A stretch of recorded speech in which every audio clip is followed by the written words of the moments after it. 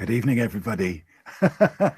Welcome along. This is the Whispering Bobcast. It's episode 2 this evening, and we have an incredible program lined up for you. Just take a look at this.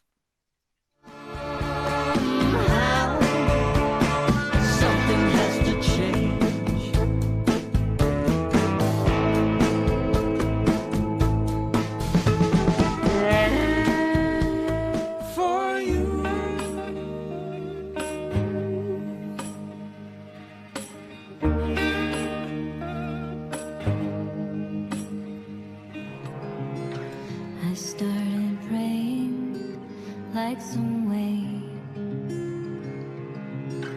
Makes it harder to remember. We are our only saviors. We're gonna build something this summer.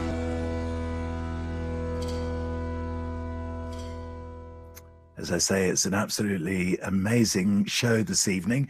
The team is all in place. The Northern Cowboys have got the technological platform to link everybody in from the States, from Nashville, from Bath in the UK, and of course here in the Under the Apple Tree studio in Oxfordshire in England. Miles is with me, my son Miles. He'll be interjecting from time to time. In fact, I think there he is.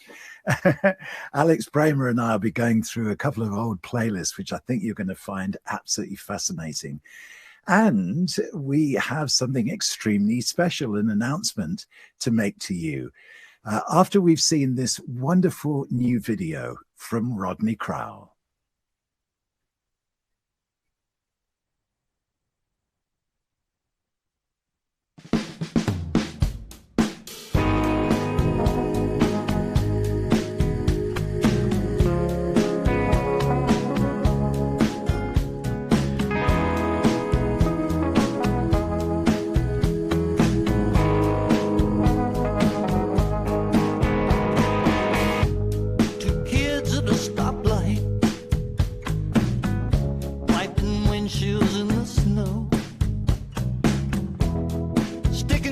Together now,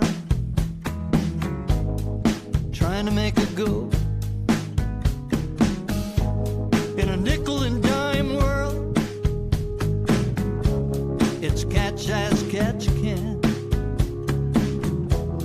If you've never been there, you won't understand. It's greed, it's not money.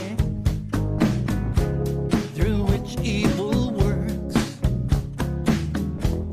The haves and the have-nots, just one of the perks. My life has a purpose, faith has a voice.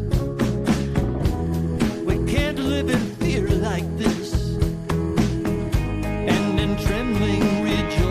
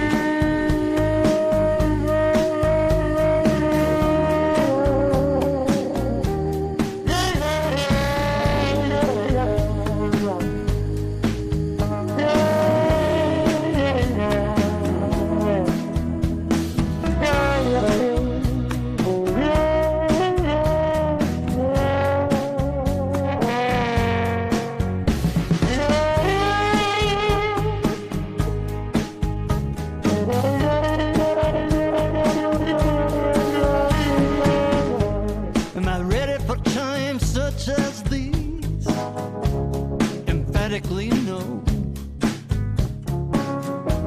though I did see it coming a long time ago. Way out in the cosmos, past its never-ending swirl, there's a power much greater than those that would darken the world.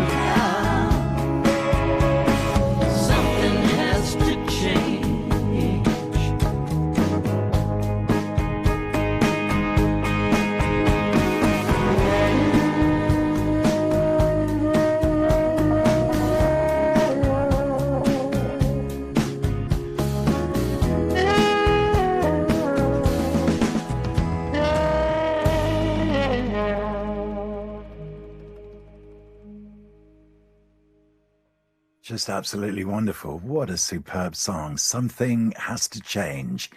It's brand new from Rodney Crowell, and Rodney joins us on the program now.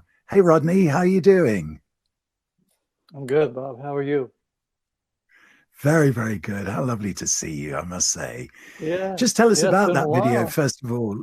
Yeah, it has been a while. Where is that you look filmed? Fit, Bob. Thank you. You do too. First things first. Where did you film the video? Well, have you ever been to the Castle Studio in Franklin, Tennessee?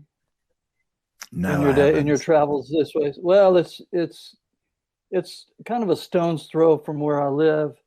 And by the way, Harula Rose, your one of your guests tonight, directed that video. She's actually directing 3 videos off this new album that I have called Triage, as you know.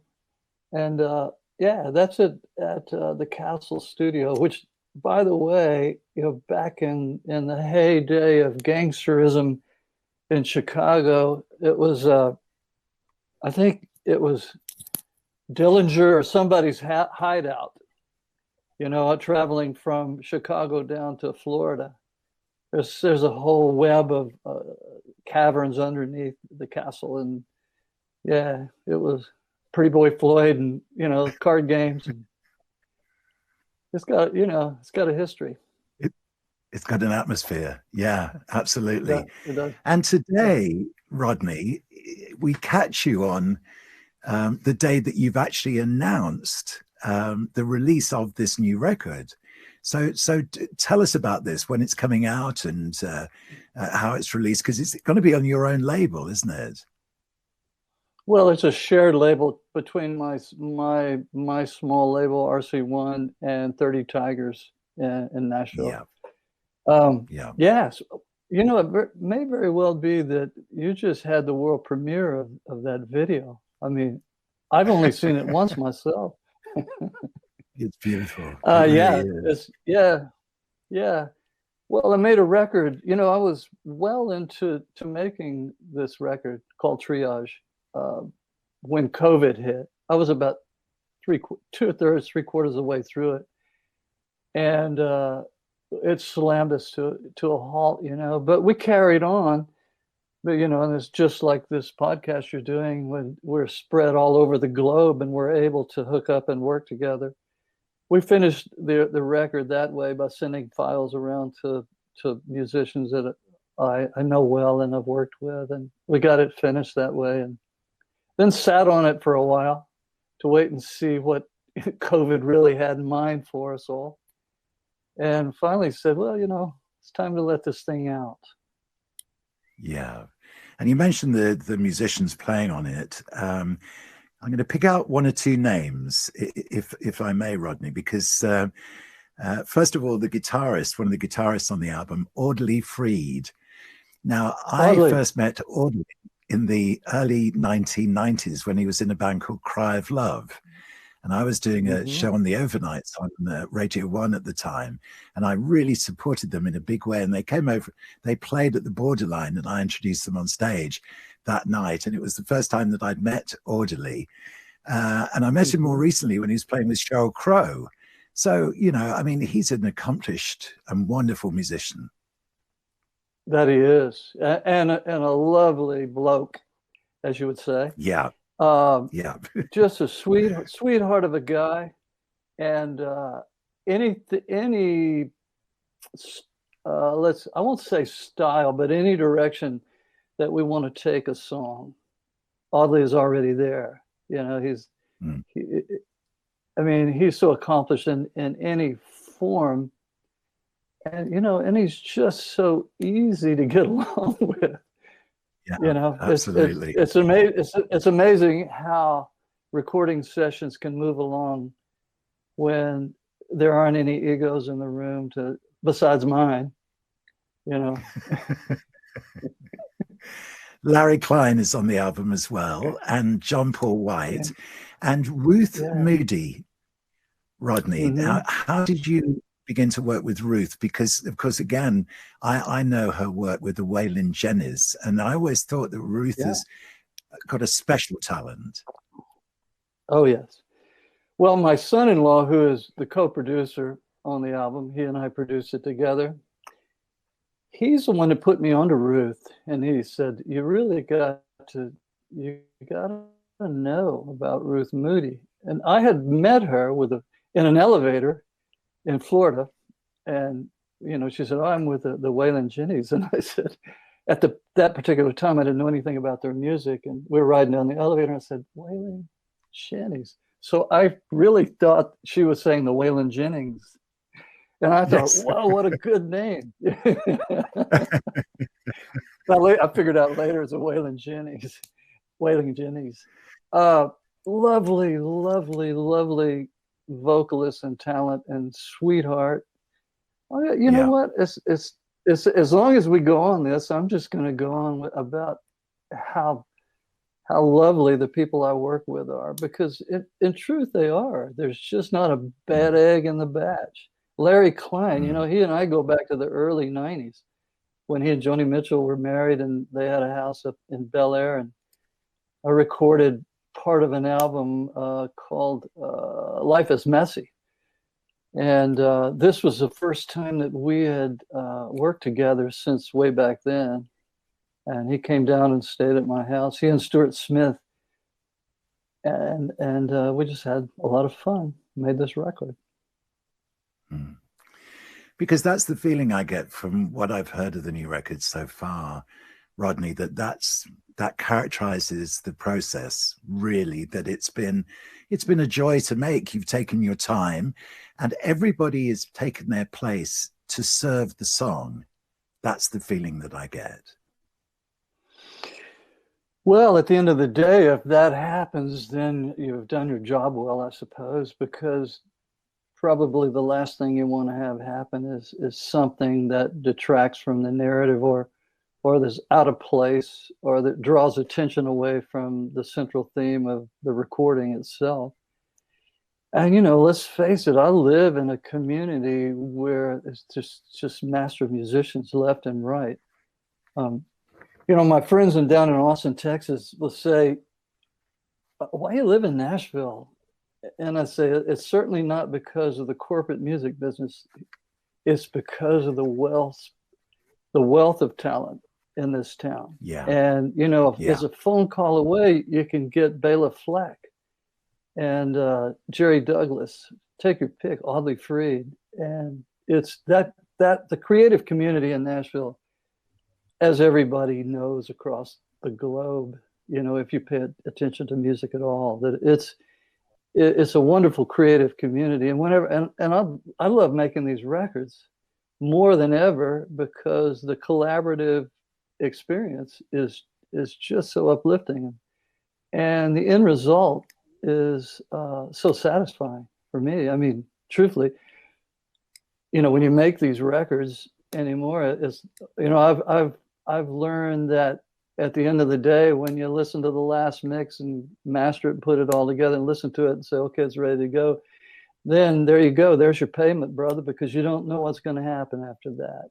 No way. Unless, of course, you get on Bobcast on the day that it's announced.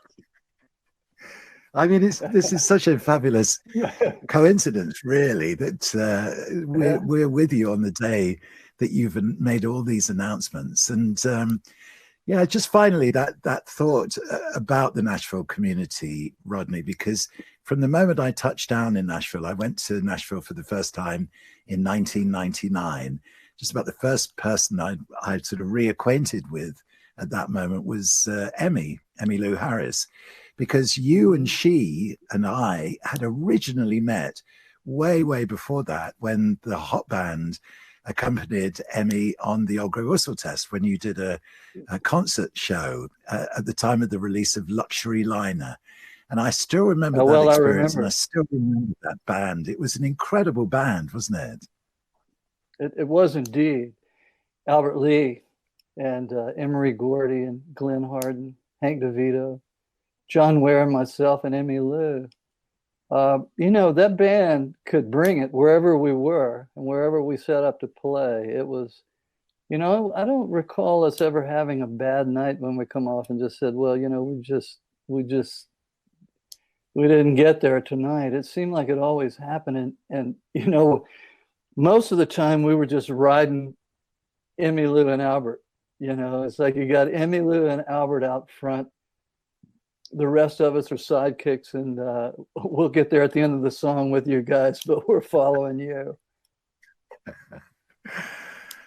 Oh, well, it's an absolute joy to see you tonight, Rodney. And I want to just segue across now to Harula, because, I'm so interested in the way your working collaboration came about. I'm hoping we'll get Harula now up on one of our screens. Harula, are you there? You going to join us? This is we've got a central sort of control keyboard that's linking everybody together, and it's quite a complex series of occasions that have to Harula, gel together and link everyone together. And there you are. Hello. Hi. How very lovely to see you and to meet you. Just explain how you and Rodney came to work together, please. Oh, I don't know, gratitude to the astral plane or something. Thank you for having me, by the way. It's an honor to be on here with both of you. Rodney and I met through 30 Tigers, through David Macias, and I'd made this film or was trying to make this film, and Rodney was someone that I had wanted to work with since he, profoundly impacted my life when I saw him play a long time ago. And it developed very organically. Rodney, I feel like you tell this part really well. And which part is that, Harula? Just like the meeting and figuring out like the song and the story of it. I feel like you tell this way better than I do. Oh, well, when you sent me the script to Once Upon a River? Mm-hmm. Are we talking about The Damage? Yeah. Okay. All right. Well, I don't know, really. I can't say that I tell it better than you, but I will say this. Harula had asked me to be one of her actors in her film, and sadly, I hit a health snag and I couldn't do it. And which I say Harula was really lucky, because she got a really fine actor to replace me. But I did get a hold of the script, and Harula asked me to write a song, and Harula and I had just started to become really good friends. And I owe that to Harula. She let me know that, hey, I'm here and let's get to know each other. I was happy to once I got to know Harula. And after reading the script, I started writing this song about an older man who's just on the edge of snuffing it all out when down the river brings a young person along to perk up his spirits. And basically the narrative of the song is that, well, I'm glad you're here, but the damage has already been done. I'm done for, but these last days, I'm just gonna love you being a part of it, which I hope is not our friendship, Harula. Because it's a perfect coincidence again, Harula, that you're with us today, because your film opened in the UK on the 7th of May. And I don't know whether you've seen the reviews for it in the UK press. The reaction has been absolutely fantastic. It really has. So, congratulations. Just tell us a little bit about the film for those who haven't seen it in the UK. Well, it's an Odyssey story. It's an adaptation of a novel that I fell in love with because it's a really strong, interesting protagonist. And I just started to fall in love with what it could say cinematically in terms of the world, the character, the story, and then what I knew I could offer and bring together collaboratively, like what Rodney was talking about with musicians and the composer and the score, and how to bring all these elements together to tell this particular story. So it took a while to find the right team and cast, and then it just was a magical experience. And I'm really grateful that it's coming out in the UK and Ireland this week. It's really exciting for sure. Yeah. And just tell us a little about the soundtrack, because I know how important the music is in this film to you. Well, we wanted to tie in the feeling of isolation and loneliness, but also this connection to nature. So there's a lot of sounds that are otherworldly, but also bringing in the sound of like the wind and whatever instruments we were using. And luckily we had these collaborators on board who musically really got it without even almost talking about it, like Rodney and J.D. Souther and Peter Bradley Adams. And then we had these folk musicians that are from the period, like Bridget St. John. We used some period appropriate 70s folk music as well. And it really made a cohesive experience between the score and the songs. And that's one of my favorite things I'll probably ever do, really.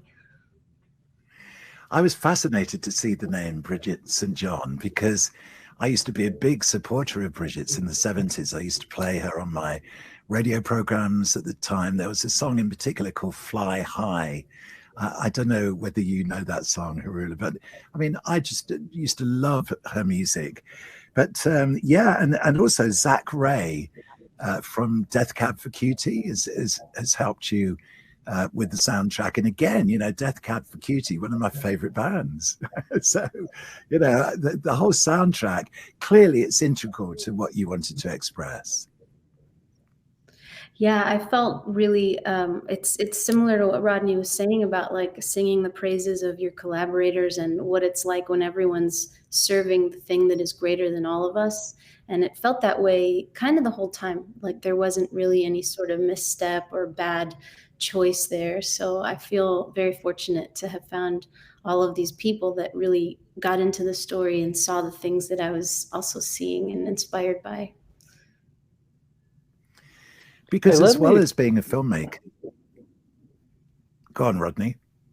Oh, I'm sorry, I interrupt your thought, Bob. I mean, I just wanted to say, you know, for your audience, that Harula is a wonderful songwriter and guitarist and singer in her own right, and she downplays it, but she is wonderfully talented musician. Well, I was hope that was worth interrupting for. But I was going to say the same thing, Rodney, definitely. But I just want to say thank you to both of you for being part of the Bobcast this evening. It's just so wonderful to see you both. But before we conclude this section of the show, we just want to show the trailer for the film Harula, just to give a flavor of what the film is about.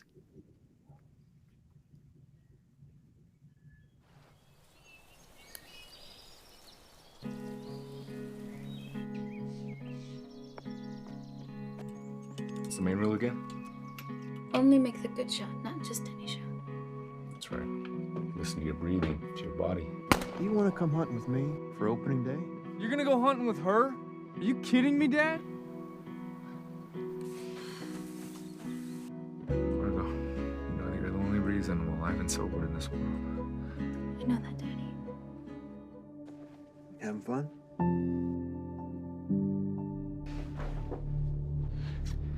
So lovely, Margaret.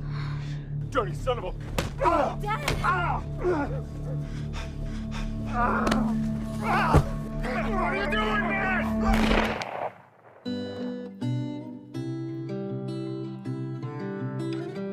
Brian, what's a girl doing here holding a gun? Where you headed, Maggie? Trying to get to my mom. You sure you're not running away from home?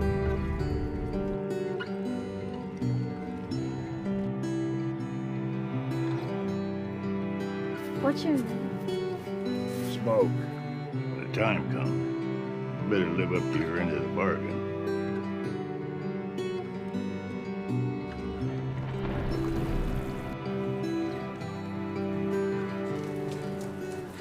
So when I wake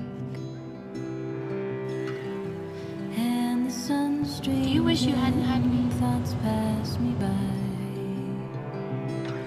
I started praying like some way to capture time when what remains. You can go to the river to remember, May only be and you can go to the river to forget.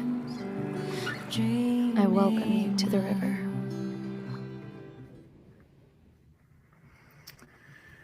It looks fascinating and beautiful. It really does. Rodney and Harula, thank you so much for joining us this evening. And just to conclude, I want to show just a little bit of film of the two of you working in the studio together. Rodney, I hope to see you soon. Perhaps we'll be back in Nashville again in November. And Harula, I hope to meet you very soon. And thank you again for being with us this evening. Thank you so much for having me. Thank you, Bob. Yeah. Bye-bye. Once the film was shot, Harula and I went out to Nashville to work on the songs for the soundtrack.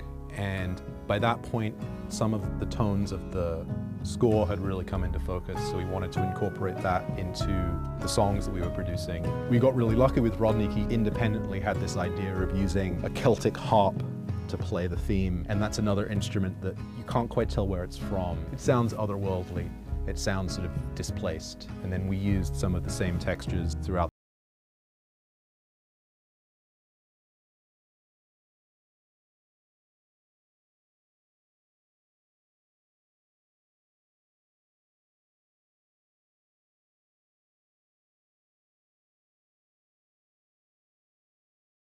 As you, my dark-eyed woman child, how I spend my days in dread is how it is I've made my bed.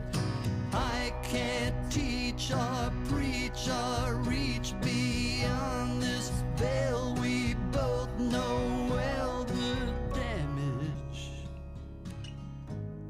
is already done. Really so good to see them from across the Atlantic, Harula Rose and my great friend Rodney Crowell. So I want now to reintroduce you to Alex Bramer. Alex is the man who put together my website with his brother Jack. They run a company called 3B Digital. And some years ago, my website closed down, having run for more than 20 years. It had a huge resource backing it, an incredible archive and library that when the site went down, got lost. Alex, as a listener to my program, really wanted to revive the archive and reassemble it. And that's exactly what he's done. And I think Alex is in his studio at home and ready to talk to us now. Hey, Alex. Good evening, Bob. How are you, sir? I'm very good. How are you?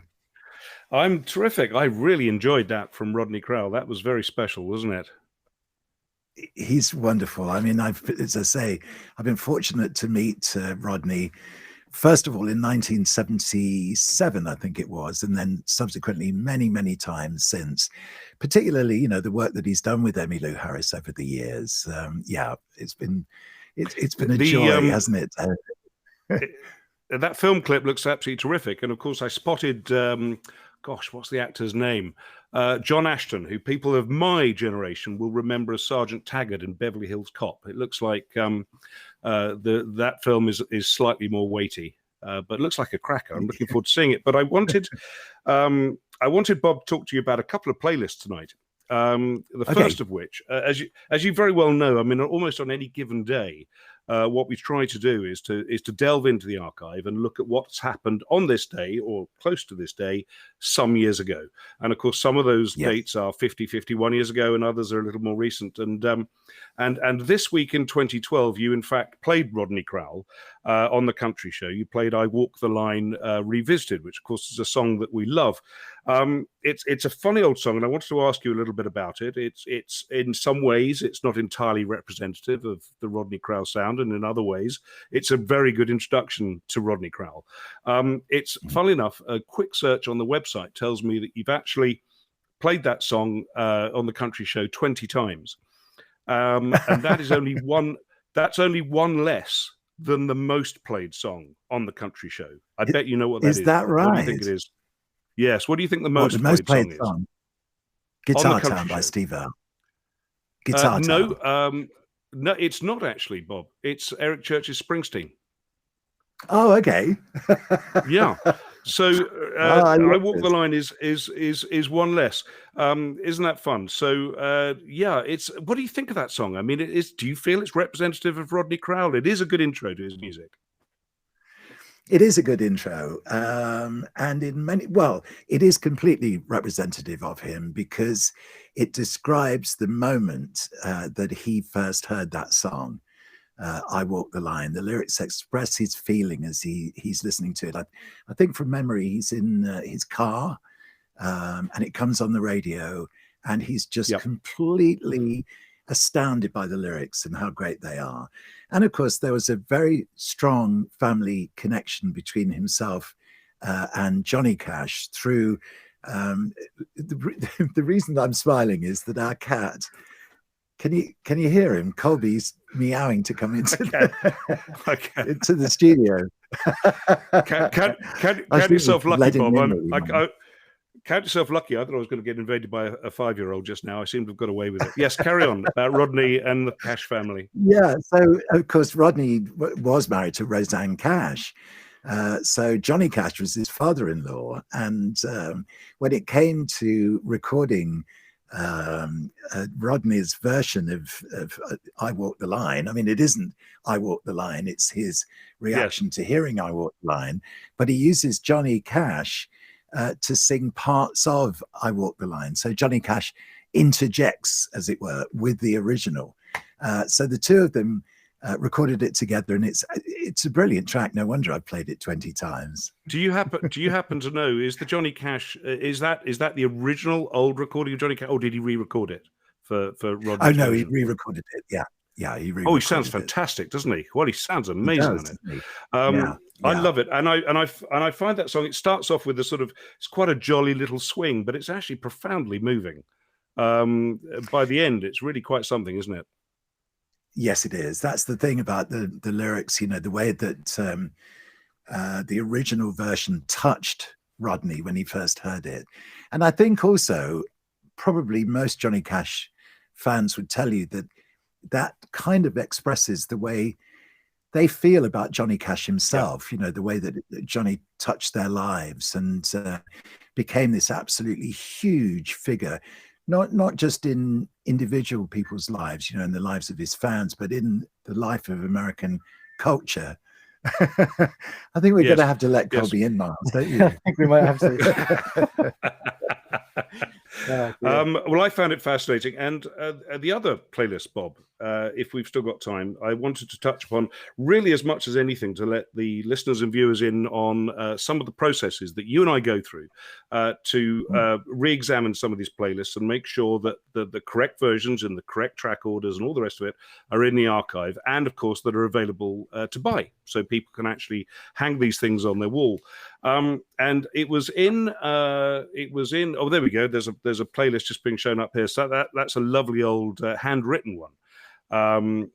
What's that? One of the weekend shows? Is that? It's Monday night. That's an overnight morning show. Is that, Bob? It's an overnight, right? Yeah. Radio 1. But the one I've picked out, it actually came from an Old Grey Whistle Test forum on Facebook, where somebody, I'll give you his name. Let's give him a name check because he's very excited that we're going to be talking about this tonight. Simon Down posted a video from 1974 of Snafu. And for some reason, I honed in on this one, Bob. I'm not entirely sure why. I knew nothing about Snafu. I'd never heard of them. So I had a listen. They're very funky, aren't they? They look like they're going to be a bunch of stoners, but they have got a real groove. And I loved it. Yes. And then you and I dug out the original playlist that was transmitted on the 10th of January, 1974. And that's now up on the site. There we go. That's the actual one. Yeah. So listen, Bob, I know those two tracks. I'm a hair's breadth from ordering their greatest hits. Tell me about Snafu. Okay, What do I need well, to there's a wonderful connection with Snafu that I'm delighted to be able to connect these dots, because there was a single in 1968, which I think nobody apart from me or whoever was listening to my program on the odd occasions that I've played it would even know about. It was by a group called Freedom, and it's called Trying to Get a Glimpse of You. Now, the main guy in this band was a guy called Bobby Harrison, who had previously appeared in Procol Harum on their recording of A Whiter Shade of Pale. He left Procol Harum, formed the band Freedom, and I was actually playing it on our vinyl deck here in the studio this afternoon. In fact, I think Mars made some. Look at this. This is the original single. There it is on the Mercury label. So Bobby Harrison is the connection from Procol Harum to Snafu, because first of all, he was in a band called Freedom. He was then in another band, the name of which escapes me at the moment. But then he formed Snafu, or at least was one of the founding members of the band Snafu, who put out 3 albums in the mid-1970s, varying degrees of success. I mean, I think they did a tour with Procol Harum at one point and supported a couple of other bands as well, and appeared on the Old Grey Whistle Test on the 10th of January, 1974. Well, I think they're extraordinary. I mean, I think the name Snafu leaves a lot to be desired, but the sound is extraordinary. And I suppose if we achieve nothing else in this life, Bob, perhaps we can get them to reunite. I have no idea how many of them are still alive, but I'd love to hear them again. Yeah, that would be fun, wouldn't it? And this show actually. Snafu opened with a track called Goodbye USA, and then it was Rick Derringer, then the band Caravan. Dave Mason did a couple of songs. We had a film of Jesse Colin Young. I was a big fan of Jesse's at the time. It was a beautiful track called Morning Sun. The Detroit Spinners did Ghetto Child and I'm Falling in Love, and then Snafu rounded things off again with a track called Long Gone. So, you know, in a way, that program demonstrates how eclectic Whistle Test was at the time. Absolutely, and I know for a fact there's a bunch of people on Facebook in that forum listening this evening, and I urge them all to race to buy the original. Do you still have the original copy of that playlist in your hand, or is that a facsimile? I do. That's right. The original. The race is on Facebook. Because who's going to get the original copy? Okay, so now, Alex, we've got a competition draw to make, haven't we? A little later in the show, because we set people the task, the enviable task, the enjoyable task of picking their 10 best live tracks to create a dream concert.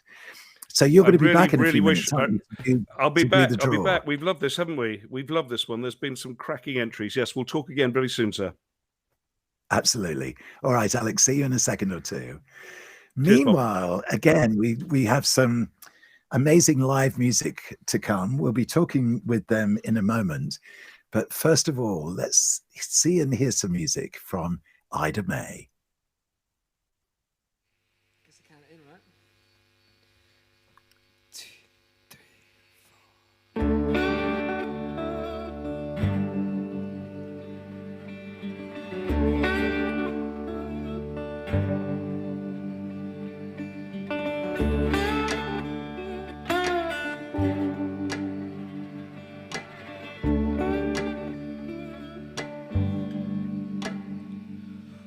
Sad songs shine like diamonds. They whisper and they keep you all alone. In that stillness, you begin to rest. You know a heartbeat ain't enough without some love. But night keeps calling sky.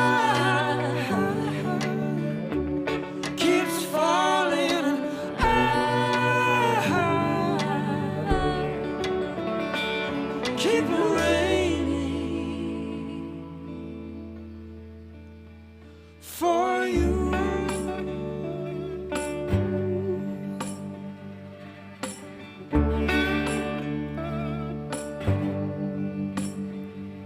For you.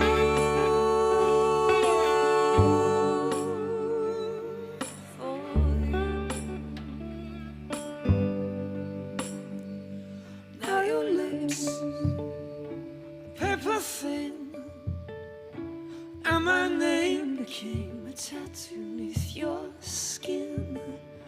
But it will fade out in time, far beyond the shadows and the shine.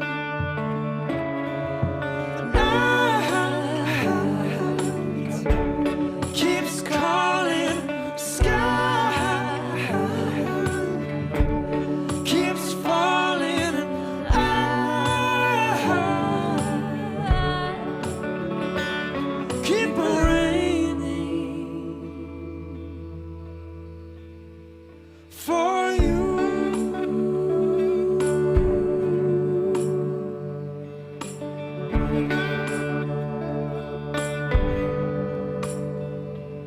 For you. For you.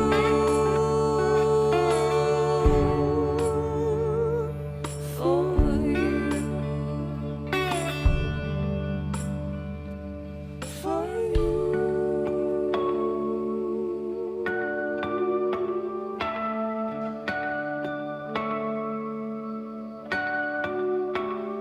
For you.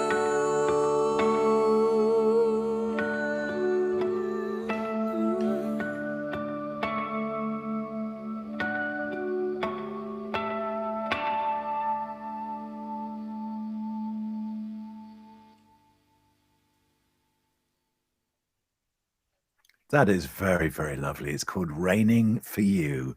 It's by Ida Mae. And Chris and Stephanie are there with us, I believe. Yes, I can see you. That's fantastic. Just tell me about that film and where you did that. It's got such a beautiful atmosphere to it. Oh, thank you. Well, thank you very much for having us. So we were thinking of what we could do over the pandemic. We'd just finished recording our second album in Nashville, where we were living, and we'd come home for the pandemic to be closer to family. And with the album coming out, we were trying to work out how we could promote it. So we ended up going to a studio in Wiltshire, just down the road from our friend Ethan Johns, who was on drums there. And got our friend Nick Peeney on bass and did a full live show of the new album. Yeah, we did 13 tracks in one day with one day's rehearsal. So That's incredible. 13 tracks in one day. That's like the Beatles' first album. We like to think so. Yeah. Because they started at 10 o'clock in the morning and they were finished and mixed by 11 that night. That is astonishing, isn't it? I'd like to say we were quite that quick, but we weren't, sadly. And we'd rehearsed the day, but we hadn't seen anyone in a year, being the pandemic. And then we it was all a bit much. It was overwhelming. We had been, in one room on our own for almost a year, and then suddenly there was a whole film crew and a full band. It's an adjustment, isn't it? I mean, but presumably that hot housing of creative ideas, did that suit you?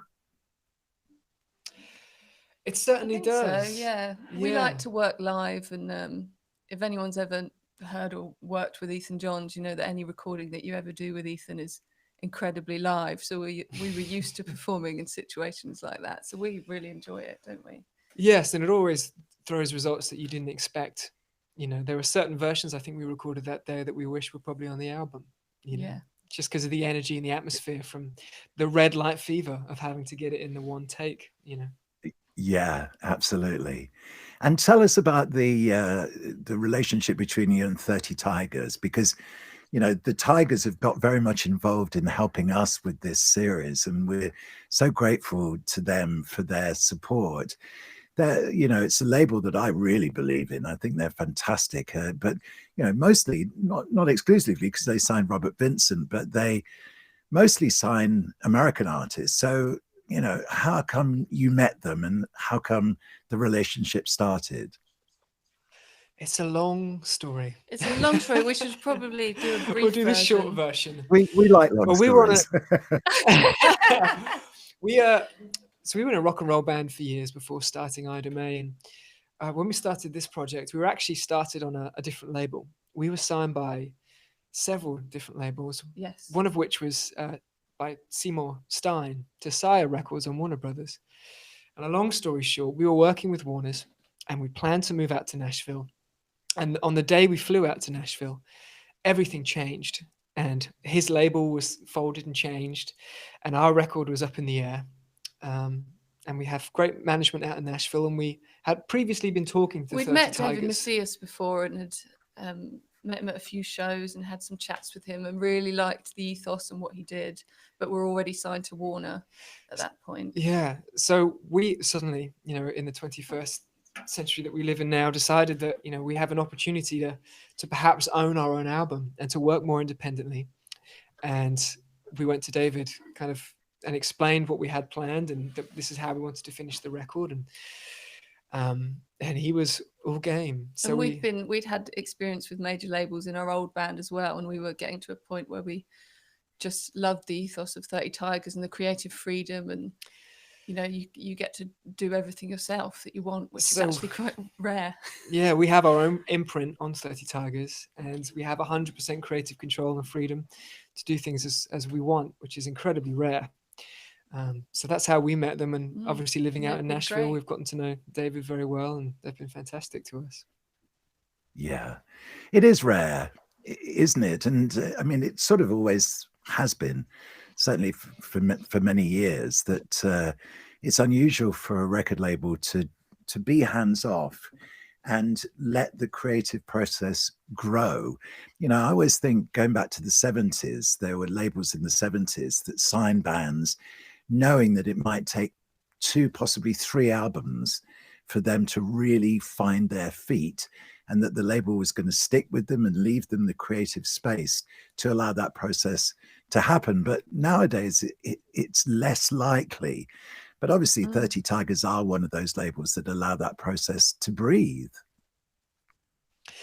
Absolutely. Yeah. And there's I think they realize that if as artists you love your art and you're incredibly passionate about what you're creating, that you're more likely to make it work and it's more likely to happen. I think when you work on a larger label with more constraints, you end up bending your taste and your art to other people's kind of beliefs and ideas of what you should be making. And they certainly don't do that. And that's what we were very interested in. I remember being at South by Southwest in 1999, which was the first time I'd been at South by Southwest. And Lucinda Williams did the keynote speech at the festival. And it was at the time that Car Wheels on a Gravel Road was such a poster album for the whole Americana movement at the time. And she told a story of the process by which she delivered the album to the record label, who took exception to the photograph of her underneath the CD in the jewel box because she was wearing a cowboy hat, or at least a sort of approximation of a cowboy hat. And they said, you're going to have to change that photograph because people will say the album, it gives the impression it's too country. And she refused. And the label, to start with, said, oh, well, in that case, then we're not going to put it out. And this standoff ensued until finally the record label sort of shrugged their shoulders. Oh, okay, then we'll put it out. Not, I don't think, really expecting it to be the massive hit that it became. But this was Lucinda's message to the people who were listening to this story, to say to them, listen, no compromise. Do not compromise. She said, I've never met anyone who compromised to get big hit success that ultimately was happy at having done so. So to be in a situation where you are able to make the music you really love and put that out to your fans and to the people who are listening is, it's a great situation to be in. Absolutely. Yeah, we feel incredibly lucky to be working with such like-minded people and a good team as well that really appreciate kind of how we operate, because we're an odd kind of brand of Americana. We grew up on English folk and the kind of Brit rock and then British blues, and then much later fell in love with country music, and from the Carter family to Lucinda Williams, who's one of our absolute favorites. But then we still kind of approach everything we do with a strange kind of punk, British rock and roll aesthetic. Yes. So it's a very weird mix, and thank goodness we don't fit in a lot of boxes. We don't. No. Yeah. Well, you've got guitars with you, a guitar with you, and we'd love to hear a song. What are you going to play for us? Absolutely. Fantastic. We're going to do a song off our last EP. Our new album comes out on July 16th, and this is already out. And this was written right at the beginning of the pandemic, kind of influenced and inspired by Stephen Foster's song Hard Times Come Again No More. And it sounds like this.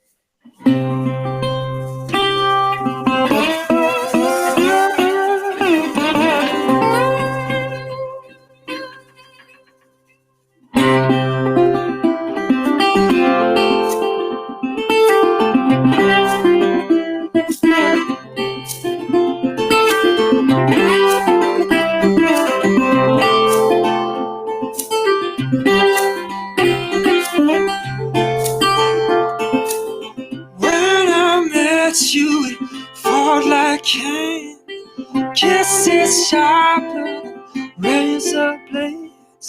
Now my hands are tired and thin, and your eyes are sad as violins.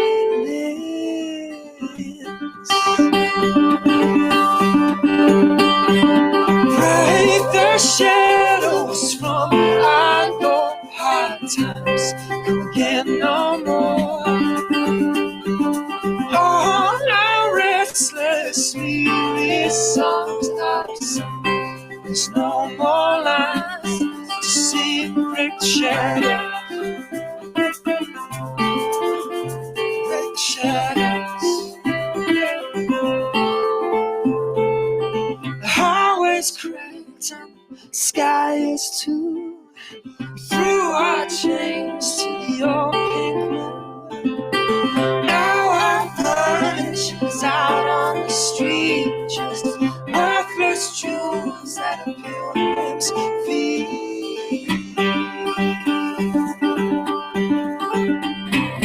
Break the shadows from our door. Hard times come again no more. All our restless, weary songs are sung. There's no more lines to sing. Break the shadows. Break the shadows. Came again, stole the day. It seems my blues are on parade. Break the shadows from our door. Hard times come again no more. Break the shadows from our door. Hard times come again no more. Oh, oh, oh, oh, oh, oh, oh. Break the shadows. Break the shadows.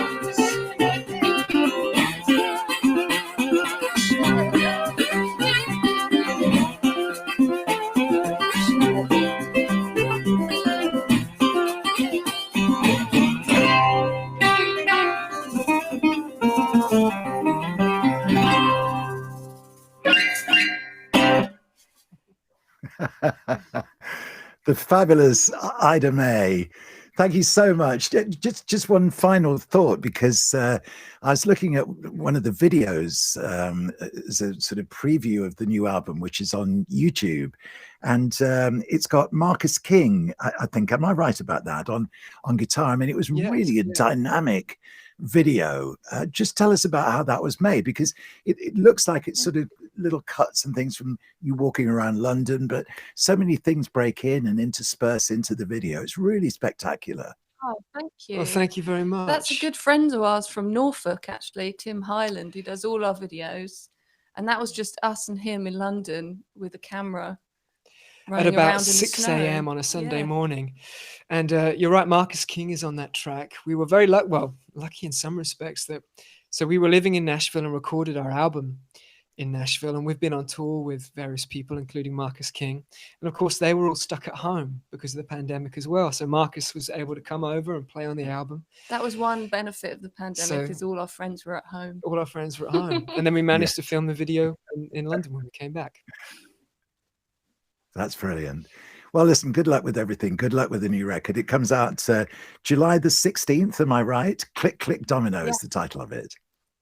Yeah. Absolutely. And thanks for being with us this evening. It's been lovely. Thank you so much. Thank you very much. Thank you. So here we are then. It's the Whispering Bobcast. It's episode 2. We've been setting up artists through for the next, we've got 4 more programs. We're doing a series of 6 to start with. And we've got the most incredible lineup. For example, among the people we've got next week, Miles, Lucas Nelson is going to be joining us, isn't he? Yes, he is. What a coup. I can't wait to have him back in the studio. He's actually been in here once before. He did a couple of performances for us a couple of years ago. And I distinctly remember that, Bob, because he literally gave you the shirt off his back at the end of the session, didn't he? Do you remember that? Yes, he did. He did. Very funny. But yes, on the show next week, Lucas Nelson, who may well be beaming in from his house in Hawaii, making us all extremely jealous here in the rainy Oxfordshire countryside right now. Alongside him, Todd Snyder and Emily Barker on the show next week. So absolutely fantastic stuff. We can't wait for that. It's going to be another wonderful show. On the topic of stuff to do with the show, thank you all very much for watching, by the way. We've had a few questions in, Bob, which I'll get to in a few minutes. But just to say once again that everything to do with this Bobcast is kind of funded by you guys, and we're so appreciative of all the support. If you go onto the website, you'll be able to see it underneath the live stream of the video that you're watching now. There's links to merch and different sort of packages that you can go for, and all the proceeds of that go towards basically just running the studio, helping to run the podcast. You can see on the screen now a little couple of examples of some of the merch, or you will be. There's t-shirts, there's mugs, all that sort of stuff, exclusive merch that you can go ahead and get as a thank you for supporting the Bobcast here in the studio. We do greatly appreciate all your support with all that. And please spread the word if you're enjoying this. It's available to watch again for free for a week after this has gone out until next week's show. So if you want to share this link with friends and family to watch as well, please feel free to do so and introduce them to all the amazing music that's been going on this week's show. There's a little preview of next week as well. Stunning lineup again. It's going to be absolutely amazing. Before we quickly go and announce the competition winner, though, Bob, I do have a question from the chat for you. Oh, go on. One that was picked out by the team that is particularly good. Okay. And might take a second to think about. Right. So Vic Cracknell, thank you very much for watching and sending your question in, has asked, was there any particular artist Bob would have liked to have got for Old Grey Whistle Test, but didn't manage to? Well, there were a couple at the time. We maybe had some film of Bob Dylan, and we maybe had some film of Joni Mitchell at certain points, but they never appeared live on the program. Joni appeared on the In Concert show for Radio 1 from the Paris Theatre, which was 1971, I think. And from my memory, James Taylor turned up on the same night and sort of jammed with her on stage. But she never actually came into the studio, and nor did Bob Dylan. So I would say Joni Mitchell and Bob Dylan, probably those two. Fair enough. I think those are two good choices. Another couple of random little questions. We heard our cat at the door. We haven't let him in because he's got a tendency of jumping up on the mixing desk and pressing loads of buttons that we don't want to happen. But somebody asked if you could introduce him to the audience, Bob. So just give Colby a quick name check. Okay, well, I've got 2 cats. Colby and Minnie, they both tend to follow me down to the studio, but Colby's taken to following me around everywhere now. He seems to be about 3 steps behind me, and whenever I come into the studio and shut the door on him, if he's not meowing outside, he's just sitting on the step waiting for me. So. Yeah, and we've left him outside in the rain. I feel terrible. We're going to bring him in and dry him off. One last question as well, and this is a question that I get asked a lot when we have people in here for Under the Apple Tree sessions. A rough estimate, how many CDs do you think you've got on the wall in the studio? About 18,000, we think. Yeah, not a And bad collection. we've got some vinyl. I've got my remaining vinyl just over the other side of the studio as well. Yeah. There you are, folks. You heard it here first. Well, thank you guys once again for watching. I'm going to hand back to Bob now, and we're going to hear about the competition winner from last week with Alex Bramer coming back on the line. So, Bob, back over to you. Yes, I set you a competition last week to create a playlist which effectively became a dream concert. In other words, your favorite ever tracks from live albums. I have a running order here myself, which I made up of some of my favorite live records, live tracks, which I can't find now. I probably left it on my desk over there. But, you know, obviously it's things like Peter Frampton's Show Me the Way, Live Eagles album, and more recent things. And we've had, Alex, I think it's true to say, some really fascinating entries for this one. Just run through one or two of the ideas we've had. Well, we really have, actually. And it's interesting that I'm sorry you haven't got your playlist in front of you, because there's a couple of interesting album choices on there. We asked people for this. Yes, we asked people for this particular competition, Bob, to also name the album from which they came. It wasn't enough just to say, this is a great song I'd love to see live. We wanted to know what album it came off. And of course, there are some classic live albums. And what was interesting on a lot of these entries was that they weren't necessarily the live albums that I would have expected. So they were you know, Running on Empty didn't feature as much as I thought it would. Frampton Comes Alive didn't feature as much as I thought it would. Interestingly, the playlist that you don't have in front of you does include Show Me the Way, but not from Frampton Comes Alive. And then a bit of investigation turns out that it actually turned up on a compilation. So the album's important. And interestingly also, Live at Leeds featured on your playlist, but not the song that I thought you'd have chosen. It was Summertime Blues, which is a cracker. It probably is the greatest live album ever recorded, in as much as it so perfectly captures the energy of The Who. Probably better than any other live album I can think of in any other band. But of all the entries that came in, there was one that stood out, wasn't there, Bob? A genuinely interesting playlist. Yes, which took us to a slightly different place musically, because most of the tracks on it were soul tracks or blues or R&B tracks, black music tracks. And it's a fantastic collection. Just quickly run through one or two of the names, Alex. Well, I can tell you first off that I've never heard of any of these. This is a complete mystery to me, and I genuinely intend to go away and listen to every single one of them. But standout tracks that I genuinely want to hear this evening would be Otis Redding's I Can't Turn You Loose, Bill Withers' Grandma's Hands. I feel like I can imagine what that's like, but there's some mystery ones on here. Curtis Mayfield, We're a Winner. I've never heard that, and I'm dying to hear that. Richie Havens. I don't have enough Richie Havens in my life.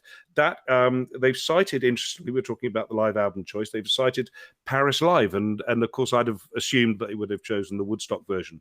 And then Aretha Franklin, Never Grow Old. Well, when did she not sound amazing live? I'm going to work my way through all of this. Tell me a little bit about Johnny Guitar Watson, Bob, because I know next to nothing about him.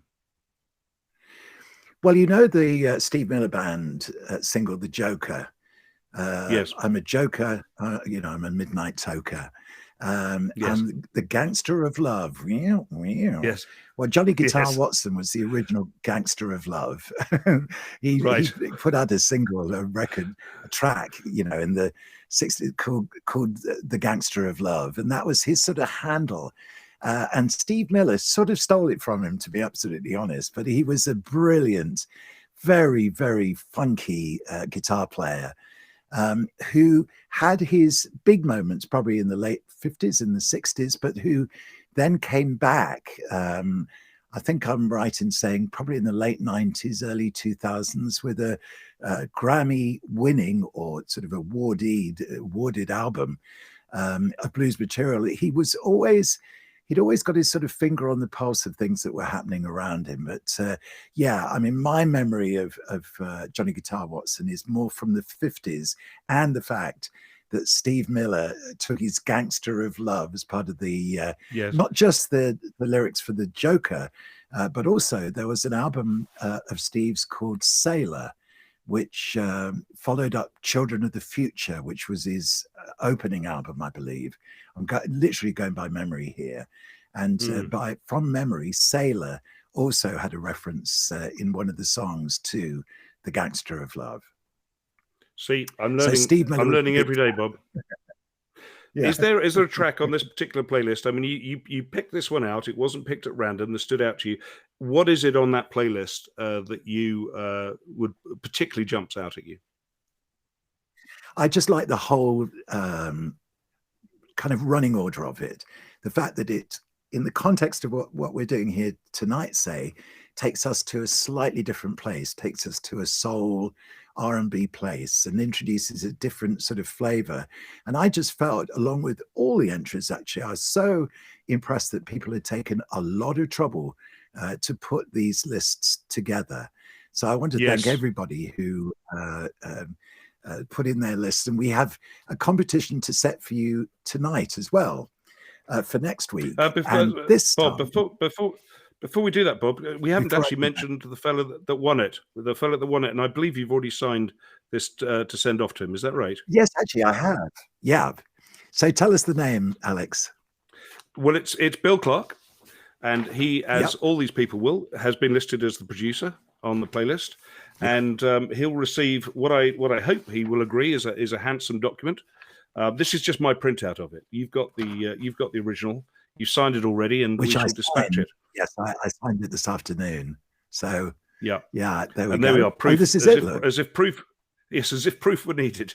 And I will solicit Bill's address, and we'll dispatch it to him forthwith. That's brilliant. The camera follows my every move. Yes. Yeah. So anyway, just quickly, I want to set the competition for next week. And I want you to create an instrumental album for me, please.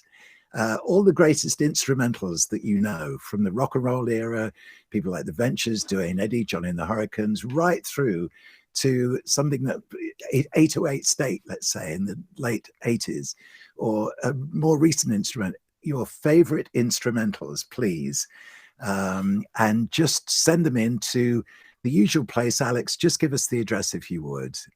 Well, if they go to if they go to bobharris.org, then it's a very short hop in the top menu to the Whispering Bobcast, and about 2/3 of the way down that page, they'll find a link to the competition. Tonight's competition has obviously been closed, so I would say any time in the next sort of hour or so, they can start leaving their entries, but it requires some thought, and we want to know what album these things come off.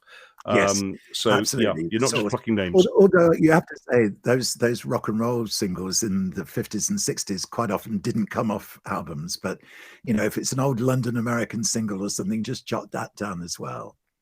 So, and it's okay to just say, and it's okay just to say the source is a single. I mean, that is what we do in the archive. Yeah. That's absolutely fine.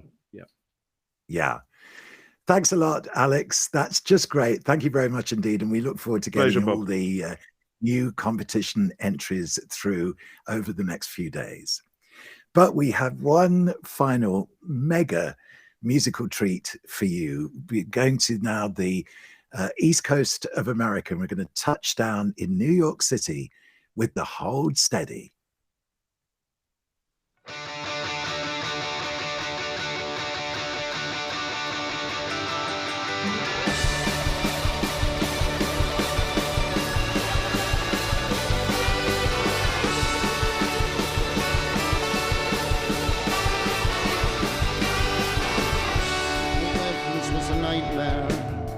You know, they took away my headphones. Sure, they let you keep your handset, but the courtyard is a dead zone. And the nurse that they assigned me had eruption as a ringtone, blasting out through built-in speakers like it's bug spray, buzzing like a hornet halfway blown.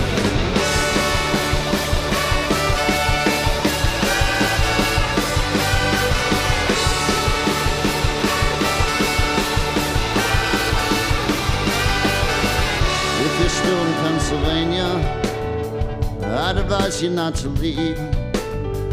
Fed some nickels from the fountain, make your friends and fall asleep. Let your sins be a permission I wish you wouldn't engage with all these creeps, 'cause they're never gonna love you that one specific way that you want them all to love you.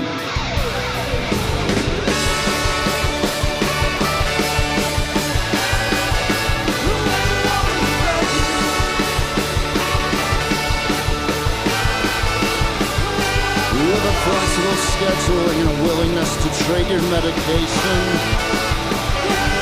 obsessive and controlling and coming up on total suffocation. She came into the cantina singing "This must be his place," faithful as its limits, I just want to see his face. Before she took her shot, said a little grace, said, "Lord, grant me the power to stop these hands from shaking. Been falling in the fountain since a week or so before. Been rattled by the accident, my shoulders were still sore. I almost rolled my eyes when they asked me how to score, but sometimes it feels sweet to be the teacher." Well, they were calling through the carpet, I could not resist her charm. Marching through the fortress, the calm of the family farm. Out along the towers, there were guards with heavy arms. Yes, there was some tension with the neighbors. Drinking on the runway strip, tripping on the runway, laughing at the jets as we watched them fly away. She says you get what you get if you push too far ahead. You put us in these places for a reason.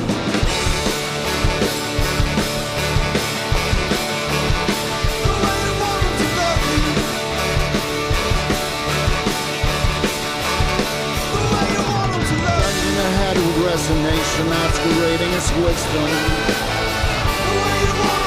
Flickering the necklace, jangling the keys to the kingdom. Listening in the lobby at the hotel on the highway. Not sure you even want to be rescued. Now you're never gonna love you that one specific way that you want them all to love you. And you want them all to love you.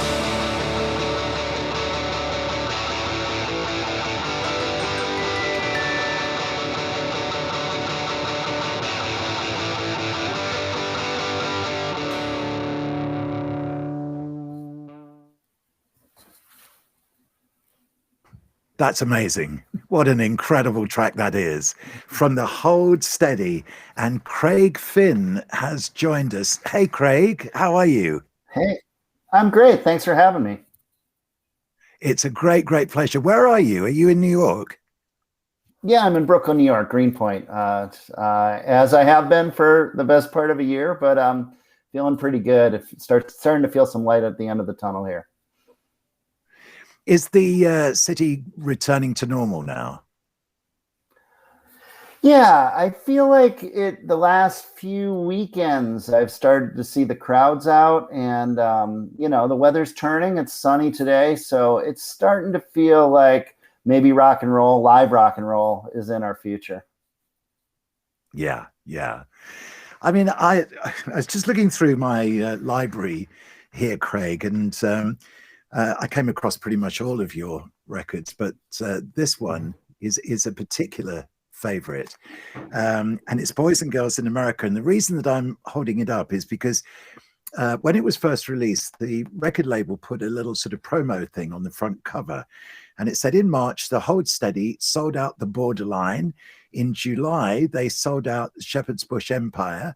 This year saw them perform on Later with Jules, headline the Carling stage at Reading, BBC TV coverage of their Glastonbury, Reading and Tea in the Park sets, Radio 1 Maida Vale sessions for Colin Murray and Steve Lamacq, and XFM, all playlisting the singles." Now, this to me gave me such a strong indication of the extent to which we love you in the UK. Do you feel a real kind of sense of connection with Britain and playing over here?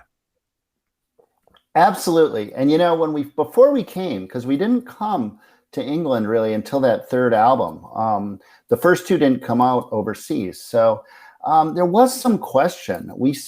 My lyrics are very specific. They describe specific places. A lot of them are about my hometown of Minneapolis, Minnesota. And people kept asking whether they thought outside of America that people would get it.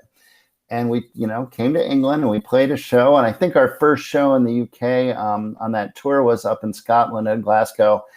and it was sold out, and the next one was sold out. And from almost that second, it felt like we had a lot of friends in England, and it's never gone away. And the footage we just saw was every year we do a weekend in London. We call it the Weekender, and we do 2 shows at the Electric Ballroom and usually one at the smaller place. And this year we were so gutted not to be able to do it because of the pandemic. So we got creative and we went down to our local venue, the Brooklyn Bowl here in Brooklyn, and we went on at 3 p.m. With the idea that it would be, showtime in England. And, that was just something, even though we couldn't get to England, we couldn't miss doing that for the fans. I know. Did you have any idea afterwards of what kind of reaction? Because I've heard the reaction was absolutely incredible. You almost broke the internet.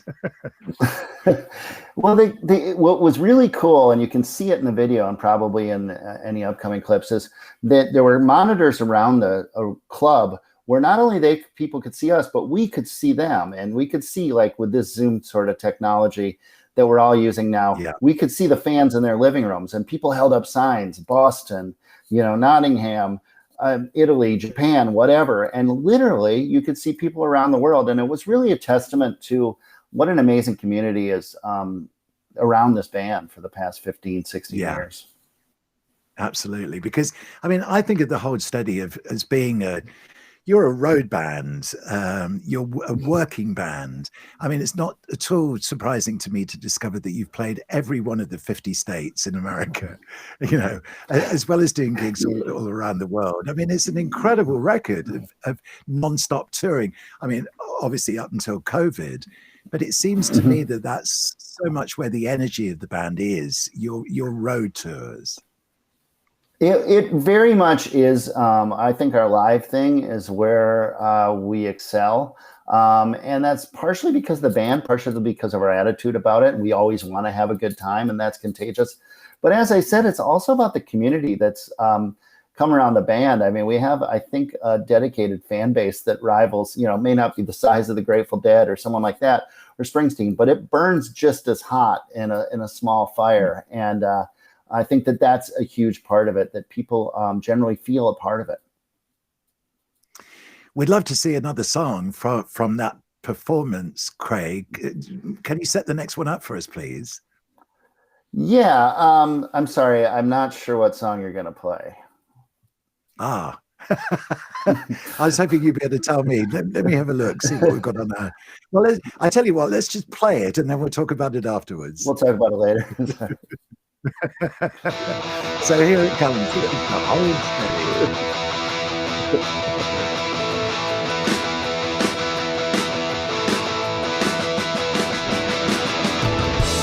and my friends alike, jumps on the sunlight. We found it out on 4 times. Our songs a sing-along song. This whole town is like this, that way our whole lives is. Work at the mill and sure you try. Work at the mill and then you We're gonna build something this summer. We'll put it back together, race up a giant ladder, with love and trust and friends and hammers. This summer, we're gonna lay this ladder up against a water tower, climb up to the top and drink and talk. This summer, me and my friends are like double whiskey, coke, no ice. We drink along in double time, might drink too much, we feel fine.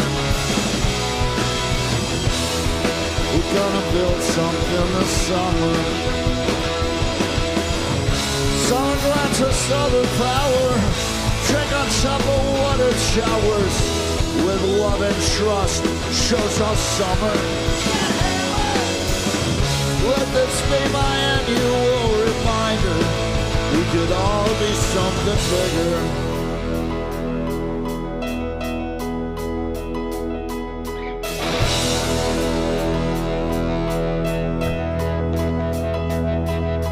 When your schools. I did my detention, but the walls are so gray I couldn't pay attention. I read your gospel, it moved me to tears. Couldn't find the hate and I couldn't find the fear.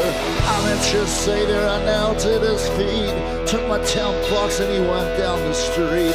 Try to believe all the things that you said. Friends that aren't dying are already dead. Raise a toast to Saint Joe Strummer. I think he might have been a lonely teach and teacher. Getting older makes it harder to remember. We are our only saviors. We're gonna build something this summer. Wow, it's really such a big sound, Craig, isn't it? The hold steady, and we saw there all the screens with the fans holding up their messages to you. Yeah, it was really, I mean, it was a very emotional show. It's funny, without an audience in the room playing to, 1,000 capacity club with no one in it, but just seeing these images from people around the world, it might have been maybe the most emotional show we played as a band. Just being able to feel that there was still a connection out there through this music. Yeah, absolutely. And big themes on this record as well. I mean, I know that a lot of the writing and a lot of work on the album was done prior to the pandemic. But funnily enough, as the pandemic played out, so the lyrics became more and more relevant. Yeah, it was the record was almost done at the end of 2019. And then we dragged a little bit as the pandemic came in. We probably didn't finish up overdubs and backup vocals quite as quick, because we were kind of waiting to see what happened. But as it aged, and it aged like a fine wine a little bit, and I think a lot of the themes on the record, as you said, mental health, income inequality, these are all things, 2019 felt like a heavy year at the time. And then 2020 came and 2019 felt sort of quaint all of a sudden. But, these heavy things got even heavier, I guess is what you'd say. Yeah, that's it. So now, as we begin to see our way through the pandemic, the other side is kind of in sight now. So going forward from here, what are the plans for the Hold Steady? Well, we've got this record. We're going to start playing shows. Right now, we're kind of taking our time to come back. The first show we have on the books is not until November, but we want to make sure that everything feels right, and we have the benefit of not having to rush into it. But once we hit that ground, I think we're looking forward to getting these songs out there and doing what we do. And the band, it's our 8th album, but I can't believe how good it feels. I don't think a lot of bands probably feel as just feel this good 8 albums in. It really, everyone's having a lot of fun, and I think we're excited to share all this music. That's brilliant. Craig, thank you so much for joining us this evening. We've really enjoyed your company, and it's been fantastic to see this music. And we're going to play one more Hold Steady song from that incredible concert. So I hope to see you soon. Hope to see you in the UK in the not too far distant future. Thanks so much for having me. Cheers, Craig. Bye-bye.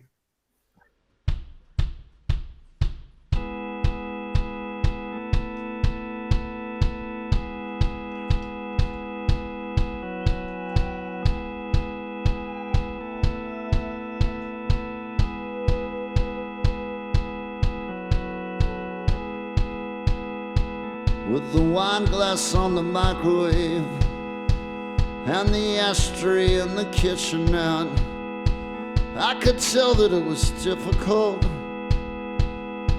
bring that sort of subject up.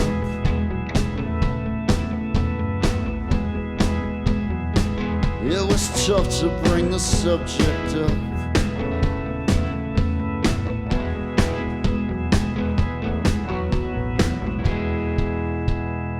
Sleeper City on the power play, in the garden with a day to spare. And if you know the perfect words to say, you can get it almost anywhere. That's a pretty heavy covenant to make with someone powerless. Said I'll ask about that other stuff if you're still prepared to pay for it. I know the perfect place to go. Slide your little phone into the airplane mode. Motel Mariposa, a little south of downtown on the frontage road.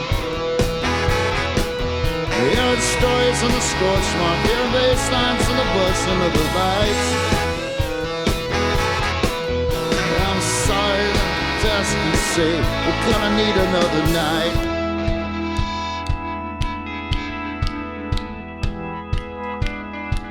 We're gonna stay a second night.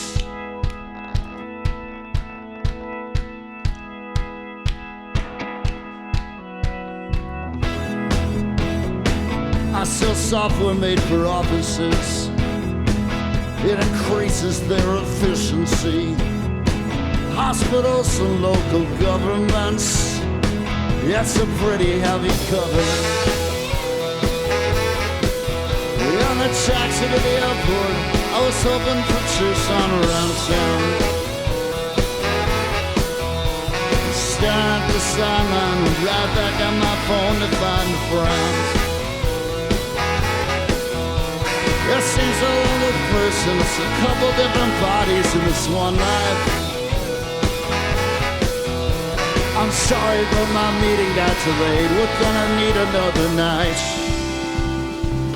First I watched him play his instruments, resonator with a missing string.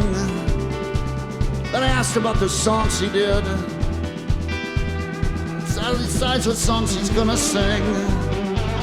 Then I asked if I could shake his hand, then I palmed him almost $40. Then I asked about that other stuff.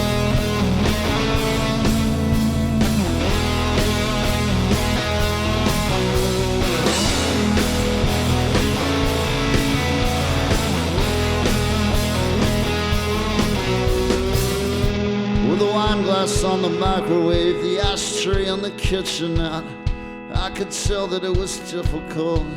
Sleeper City on the underplay, you can get it almost anywhere if you know the perfect words to say. That's a pretty heavy covenant to make with someone powerless. He said I'll ask about that other stuff. Met a guy up at the music club, found him almost $40 to make it safe to bring the subject.